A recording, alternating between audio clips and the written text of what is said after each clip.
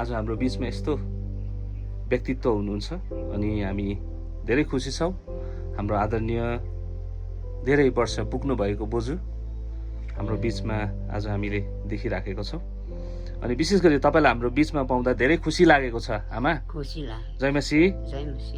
र विशेष गरी तपाईँको जीवन गवाई होइन अनुभवहरू अनि गवाईहरू सुन्न हामी धेरै आज उत्साहित बनिराखेको छौँ अनि हाम्रो दर्शकहरू पनि उत्साहित बनिराख्नु भएको छ होइन।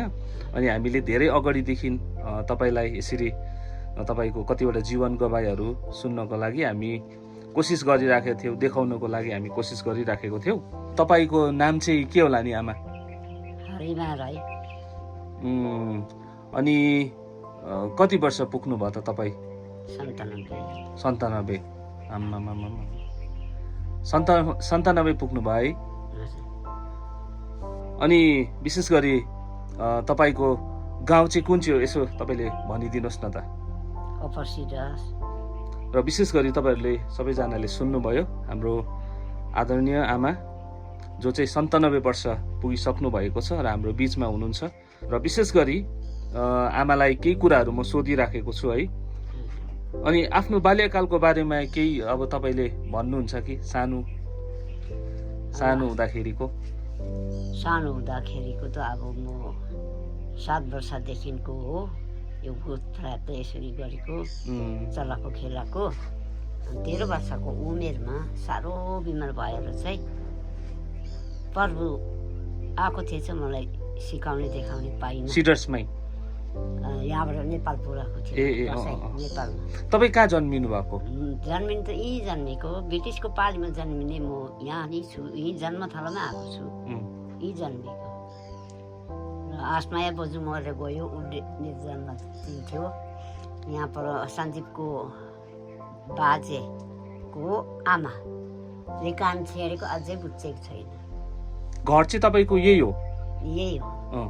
अब यो वीरतमान चाहिँ अब सानो थियो, 36 वर्ष भयो घर बनाएको। यहाँको ढुङ्गा फुटाएँ मैले बिगाबाट। 2200 ढुङ्गा फुटाउनु भन्दाखेरि 1500 भन्दा 2200 ढुङ्गा फुटाएँ। त्यो रममा अहिले केटाले चलाउनु सक्दैन। 10 किलोको छ अझै। हजुर 10 बनाउँदाखेरि केटाले मेरो रममा ल्याइदिन्छु ल भन्दाखेरि ज्वरो फुट्छ, सक्दैन भन्यो, लिएर राखेको छ। अहिले तपाईँ कुन चाहिँ चर्च जानुहुन्छ? अहिले रमेश पास्टरको चर्चमा। अब बिचरा अब रमेश पास्टर सानै थियो, मलाई ग्रहण गर्दा पास्टर रमेशले तपाईँलाई ब्याप्टिजम दिनुभएको, ग्रहण पनि पास्टर रमेशकैबाट। अनि तपाईँ कुन चाहिँ सालदेखि चर्च जानु सुरु गर्नुभएको? त्यो साल त बिर्सिनु भयो। मैले सुनेको थिएँ सायद तपाईँ 2015मा भनेर सुनेको थिएँ। अनि त्यति बेला सबै तपाईँहरूको परिवार क्रिस्चियनै हुनुहुन्थ्यो? अनि पहिलो पटक होइन परमेश्वरलाई कसरी चिन्नुभयो, ख्रिस्टलाई कसरी चिन्नुभयो त? यता शान्ति रहेछ भनेर ढुकाइ भयो नि। जब त त्यो बिमारहरू पनि हटियो, त्यो भुल फरात कहाँ गयो हो। र पक्का चाहिँ रमेश पास्टरलाई चाहिँ अब प्रभुले चाहिँ अभिषेक बनाएको रहेछ भने चाहिँ विश्वास मलाई पस्यो होइन।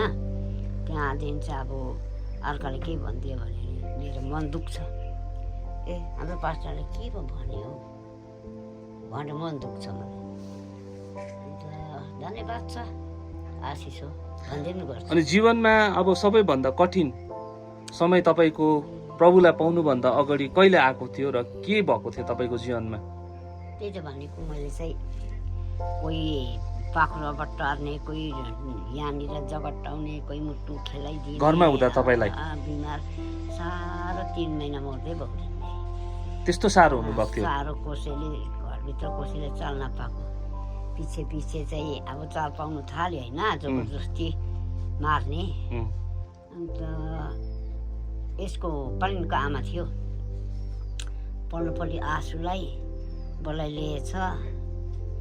अन्त अब यो जेठीको ऊ देउदेउ त मलाई आइलाग्छ अब भन्यो बिचरा ऊ माता मान्छे कहाँ सक्थ्यो होइन अन्त साह्रो अरे फेरि छोड्थ्यो जाति हुन्थे हो यसरी नै सुकाएको है यो सिनहरूले पुरै बिसन्चो हुनुहुन्थ्यो तपाईँ साह्रो नि साह्रो सुकाउँदै सुकाउँदै अनि प्रभुलाई पाउनुभन्दा अगाडि होइन अगाडि के गर्नुहुन्थ्यो तपाईँले काम चाहिँ त्यति बेला त कमानमा हिँड्थेँ चिया बगानमा हिँड्थेँ अन्त त्यसै बिमार हुन्थेँ बिहान 3 बजेपछि चाहिँ शान्त आइसक्यो राति 10 बजीदेखि चाहिँ बिमार रातभरि छैन ओर्यो त्यसरी गराएको मलाई अब चाहिँ यिनीहरूले मलाई खाने नै रहेछ भने चाहिँ यता चर्च प्रभुमा सुरु गर्नुभयो त्यहाँदेखि ढुक्कै भयो त होइन के कुनै यस्तो प्रभुले तपाईँको जीवनमा विशेष अनुभव काम होइन अचम्मको काम केही गर्नुभएको उदय कोही नै शक्ति पाइहाल्यो नि मैले अब चाहिँ त्यो सिनहरूलाई नि भन्यो अन्त अहिले त डाँटेको छु नि कहिलेकाहीँ चाहिँ अब डाँट्नै पर्यो सन्छ त्यहाँनिर लु त्यो प्रार्थना ऊ आयो है ममता र रायल आन्टी आए प्रार्थना गर्थ्यो त्यो दिन सन्च भयो जब त्यो यता रमेश पास्टरको चासमा आए कहाँ गएको तिनीहरू अनि आजको दिनमा तपाईँ अब 97 वर्ष पुगे तापनि कहिले पनि तपाईँ चर्च चाहिँ एब्सेन्ट हुनुभएको छैन भनेर मैले सुने तपाईँ हरेक आइतबार चर्च जानुहुन्छ जान्छु नि भामे साध्यै भएको नि गएन भने कस्तो लाग्छ त विश्वास रुँदै बस्थे ज्वरो काम ज्वरो आएको दिन चाहिँ गइनँ कि साह्रो विश्वास भयो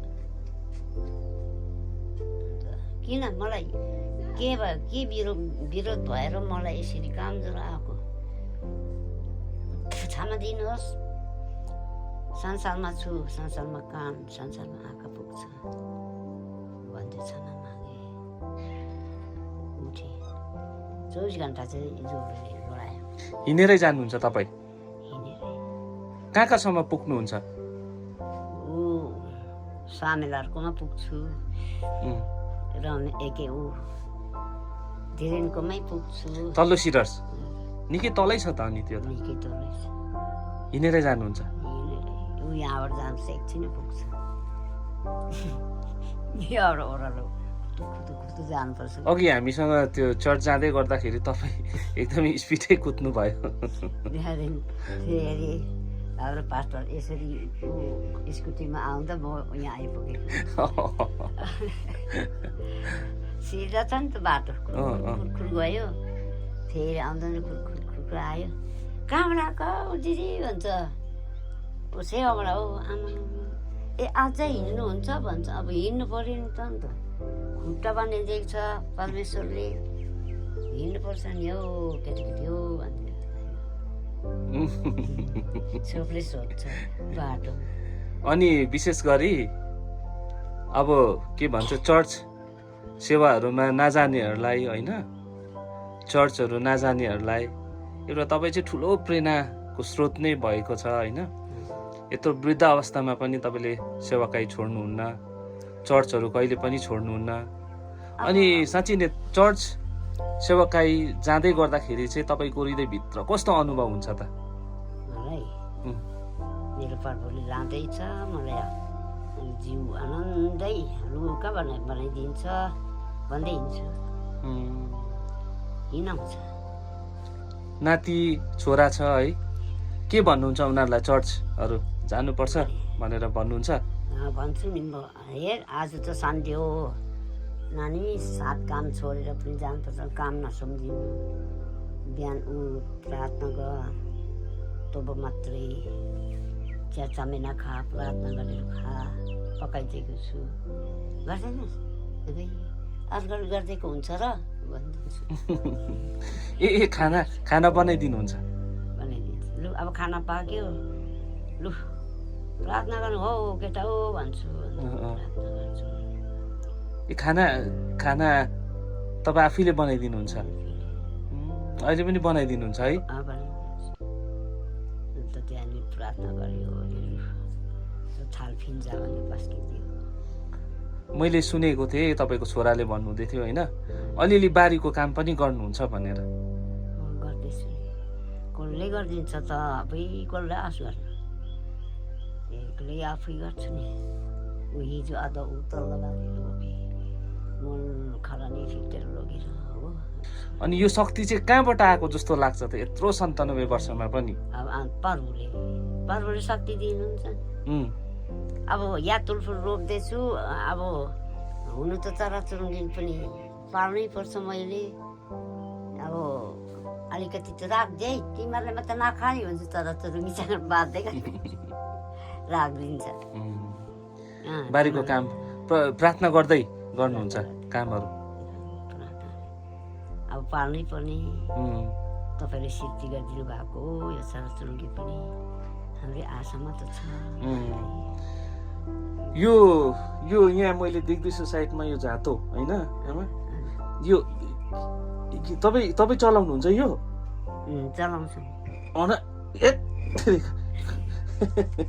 मलाई साह्रो परिरहेछ तपाईँ चलाउनुहुन्छ यो अहिले के गर्नुहुन्छ यहाँ के पिक्नुहुन्छ ममताले राधिताले गरी नेपालबाट त्यो यही ओसियो समायो जाँतो घुमाउनु खुब बोलियो भनेर घुमाउनु ओसियो लिपियो भन्दैको थियो कि रहेछ भन्दै यो चलाउनुहुन्छ अहिलेसम्म पनि बानी लागेको यहाँबाट अब 6 वर्षको लगेको नेपाल सब चार्ज गरेर आएको कपडा बुन्यौँ धागो काट्यौँ कपास लायौँ त्यसो गरेर आएको नि त गुन्द्रीहरू पनि मैले गुन्द्री मजाको बुनेको थिएँ हजुर 2टा हो एउटा खोसेलाको एउटा बोजाको मुन्डाको ल्याएर हो हजुर चिज हुन्छ भने डढाइ पो दिन्छ बित्तीले डढाइदियो चिनी नस्ने चिज भने अनि कस्तो भन्दाखेरि अब आजको दिनमा तपाईँ होइन यत्रो वृद्ध अवस्थामा भएर पनि तपाईँ प्रार्थना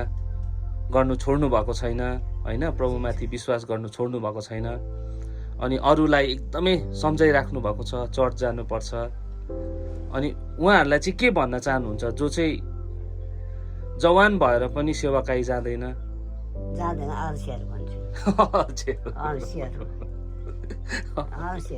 अल्छिहरू है के त्यो अल्छीले हुन्छ कि क्या हो भनिदिन्छु आज त रमाट गर्नुपर्छ आज झन् हाम्रो कुलथान भएको छ प्रभु आमामा खुसी नभएर उठ्नु भएको छ अन्त रमाउनु पर्छ आज त तपाईँ बिहान चर्च छिटै जानुहुन्छ ढिलो भयो तयार हुँदै ढिलो घरि के पिटेको छु घरि के हिँड्छु सब ढोका बन्द गरेर अनि जस्तै अब पहिलाको जीवन र प्रभुलाई पाउनु भएको जीवनमा के फरक जस्तो लाग्छ तपाईँलाई पाएको जीवन फरक छ नि पहिले त के हुन्थ्यो माथ्यो साबुन जात पनि अब बिमारी भइरहनु हुन्थ्यो बिमारी हुनुहुन्थ्यो बिमारी खानु थालेछु होइन भन्यो बल्ल पर्व पाएँ आमा ढुक्कै भयो अहिले एकदमै ढुक्कै छ मलाई पाप बोल्नु नलगान पाप काम गर्नु नलगान भन्दै गरेको हुन्छु छोराहरूलाई नातिहरूलाई रिस उठाइहाल्यो भने पाप गर्नु नलगा पाप गर्नु नलगा मोर्ने बेला म यो ठाउँ छोड्ने बेला भइसक्यो कलौँ लाउँछ भन्छ कहिले कलौँ लाउँछ बेसी के जस्तो मान्छे यतिको बेला त कस्तो फुर्तीमा घाँस हुन्छ त किन त्यस्तो आदि प्रभु तपाईँको छोरा यो बालकलाई किन आदि भन्दै गर्छु फेरि प्रार्थना गर्दै गर्छु किन पुरा ज्ञानको छैन छ भन्छ माग्दिन्छु नि बिहा अनि तपाईँसँग बात गरेर एकदमै खुसी लाग्यो आज। आज खुसी नै हो, रातभरि पनि रमाउँछु म। 12 बजी राति नि म प्रार्थना गर्छु नि त, बिम जाउँछ हो, बेलुका पनि। ए उठ भनेको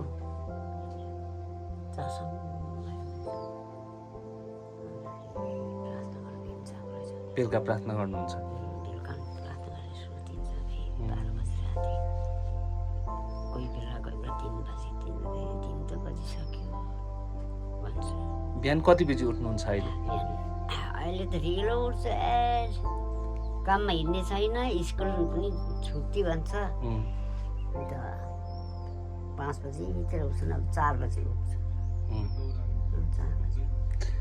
अनि सुन्नु न, त्यो दाउराहरू पनि अहिले ल्याउनुहुन्छ यताउताबाट? ल्याउँथे, अहिले त छ र ल्याउँदिनँ। ल्याउनु चाहिँ हुन्छ? पत्तीहरू पनि टिप्नुहुन्छ भने सुनेको थिएँ। ल्याउनुहुन्छ पत्ती? टिप्नुहुन्छ? उनीहरू फाडेको अरे नटिपेर, अरे हो र भनिदिन्छु, सोरी भन्दै गरे, नसुनेको जस्तो चुप्पो लाग्यो। पत्ती ल्याउनुहुन्छ? यति मात्रै खानु पाउँदैन, के हो केसरी कराएको भनिदिन्छु कि। कहिले चाहिँ लैजाऊ साँच्चै नै बुढी मान्छे भन्छ कहिले चाहिँ। र विशेष गरी यहाँ हाम्रो आमासँग बोजूसँग अति नै खुसी लाग्यो। यत्रो 97 वर्षमा है उहाँको जीवन गवाई हामीले सुनिराखेको थियौँ। उहाँ एउटा पहिला पूजापाठ गर्ने होइन, अनि यताउता जानुहुने पूजापाठको लागि, अनि कसरी चाहिँ उहाँले प्रभुलाई पाउनुभयो। अनि 2015मा चाहिँ विशेष गरी होइन आमा, 2015मा उहाँले प्रभुलाई जब पाउनुभयो, अनि त्यहाँदेखि उहाँ एक दिन चर्च बिराउनु भएको छैन भनेर उहाँले भनिराख्नु भएको थियो। सायद एक दिन चाहिँ ज्वरो आएर एक दिन चाहिँ उहाँ चर्च जानु भएन, तर यहाँदेखि कति टाढो पनि उहाँ चर्चहरू जानुहुन्छ, त्यो पनि हिँडेरै। अनि मैले सुनेको थिएँ तपाईँ खाली खुट्टै प्रायः हिँड्नुहुन्छ भनेर।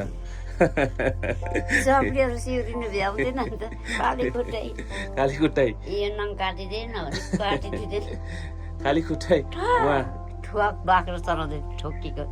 हिँड्नुहुन्छ भनेर मैले सुनेको थिएँ। अनि यत्रो वृद्ध अवस्थामा हेर्नुहोस् न, 97 वर्ष भनेको यहाँ होइन त, 97 वर्षमा पनि उहाँ घरमा खाना बनाउनुहुन्छ है, दाउराहरू यसो यताउता ल्याउनुहुन्छ, अनि बारीको काम पनि उहाँले गर्नुहुन्छ, सागहरू कतिवटा कामहरू बारीको कामहरू उहाँले गर्नुहुन्छ भनेर हामीले सुनिराखेका थियौँ। सुनेको मात्र होइन, हामी यहाँ आएर देख्छौँ पनि।